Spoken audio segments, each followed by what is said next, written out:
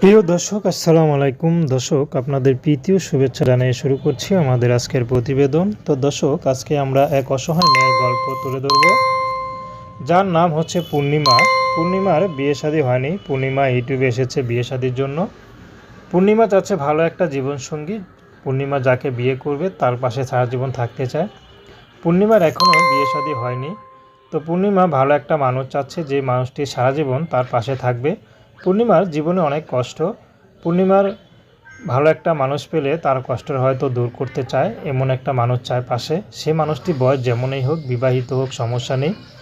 যদি তার মনে রোমান্টিক ভালোবাসা থাকে, পূর্ণিমার বিবাহিত পুরুষকে বিয়ে করতে আপত্তি নেই। পূর্ণিমার বর্তমানে তার মা আছে, ছোট একটা ভাই আছে, মাদ্রাসায় পড়ে। পূর্ণিমা আগে একটু মাদ্রাসা পড়েছিল, কিন্তু পড়ার পুরাটা শেষ করতে পারেনি। বর্তমানে পূর্ণিমা একটি কাজ করে।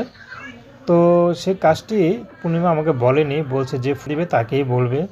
তো যাই হোক, ব্যক্তিগত কথা নাই জানলাম। তো পূর্ণিমাকে শুধু একটাই কথা জিজ্ঞেস করা হয়েছিল, তো আপনি কেমন ছেলে পছন্দ করলে বিয়ে করবেন। তো পূর্ণিমা একটি কথা বলল, যে পুরুষটি সারা জীবন আমার পাশে থাকবে, যার মনে ভালোবাসা আসে, তেমন একটা মানুষ পেলে বিয়ে করব। তো পূর্ণিমাকে জিজ্ঞেস করা হলো সেটা কিভাবে বুঝবেন। বললো আমার নাম্বার দেওয়া আছে, নাম্বারে কথাবার্তার মাধ্যমেই বোঝা যাবে।